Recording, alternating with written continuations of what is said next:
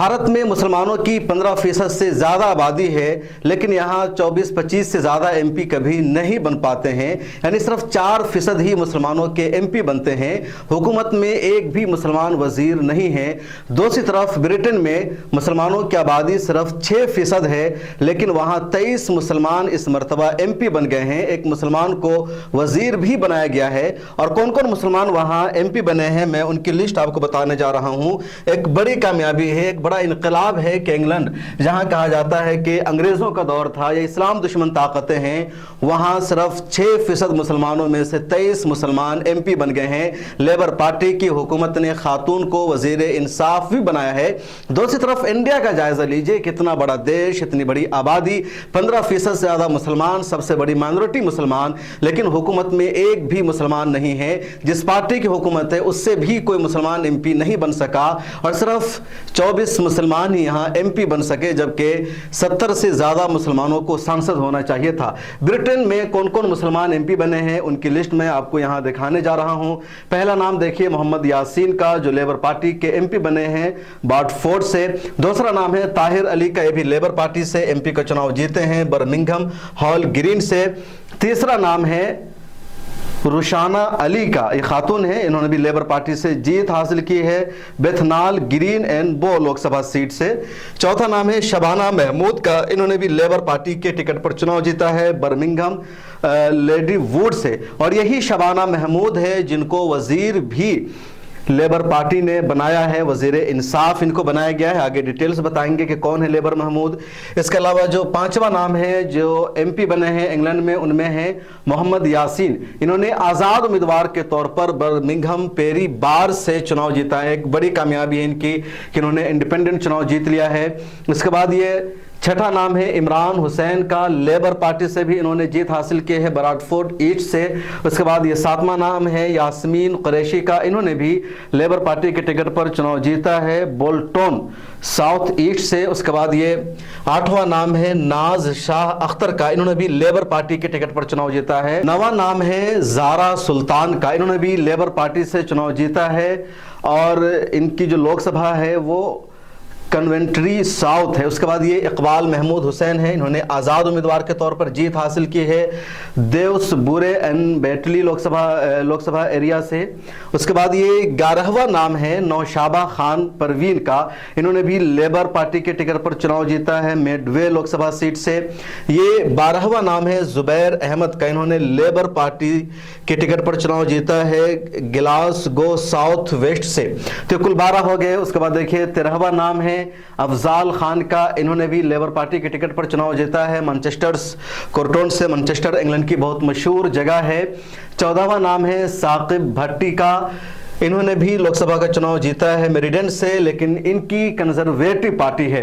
तो conservative party जो पिछले 14 सालों से इख्तिदार में थी, इस मरतबा इख्तिदार से बाहर हो गई, उसके टिकट पर साकिब भट्टी ने जीत हासिल की है। 15वां नाम है मुनीरा विल्सन का, इन्होंने लिबरल डेमोक्रेट पार्टी, जो वहाँ की तीसरी सबसे बड़ी पार्टी बनकर उभरी है, जिसके 70 सीटों पर नुमाइंदे जीते हैं, तो उससे इन्होंने जीत हासिल किया है मुनीरा विल्सन ने। और ये ट्विकनहाम लोकसभा सीट है, पढ़ने में मुझे दुश्वारी हो रही है।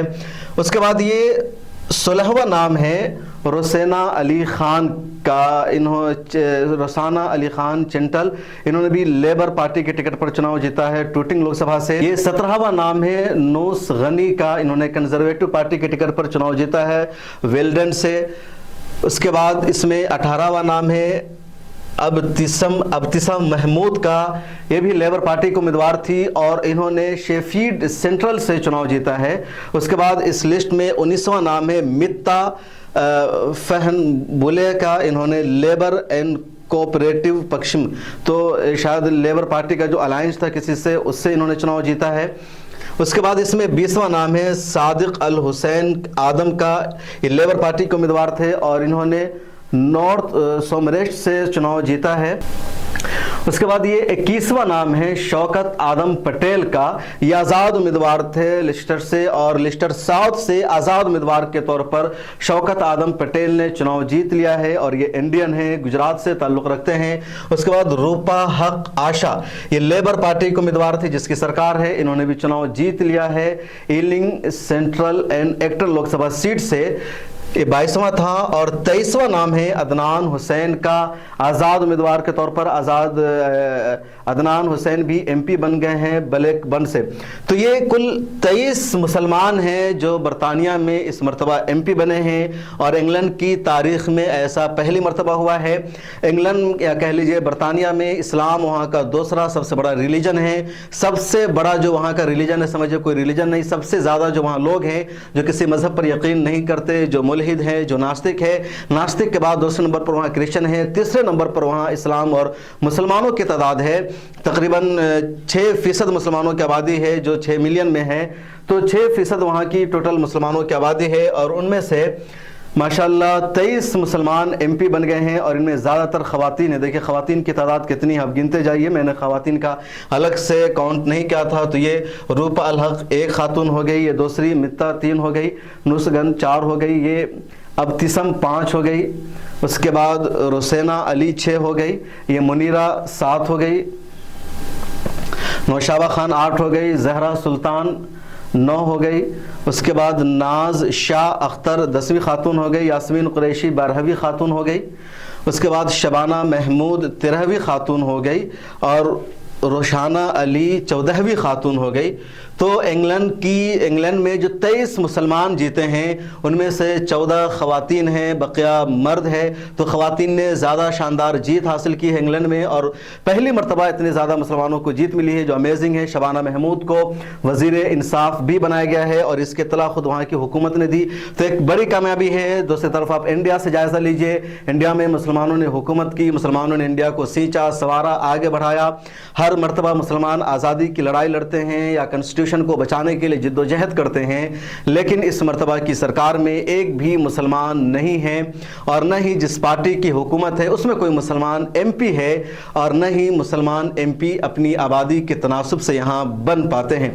इस वीडियो में इतना ही। कमेंट सेक्शन में अपनी राय ज़रूर लिखें और इन तमाम एमपीज़ को मुबारकबाद दीजिए। उम्मीद रखनी चाहिए कि ये लोग बेहतर काम करेंगे, आवाज़ बनेंगे गरीबों की, कमज़ोरों की, मजलूमों की और दुनिया भर के मुसलमानों की। मुझे दीजिए इजाज़त। इस चैनल को सब्सक्राइब कर लीजिए। मिलत टाइम्स का काम अगर आपको पसंद आता है तो हमें फाइनेंशियली सपोर्ट भी कीजिए। फिर मुलाकात होगी। अपना ख्याल रखिए। अल्लाह हाफ़िज़।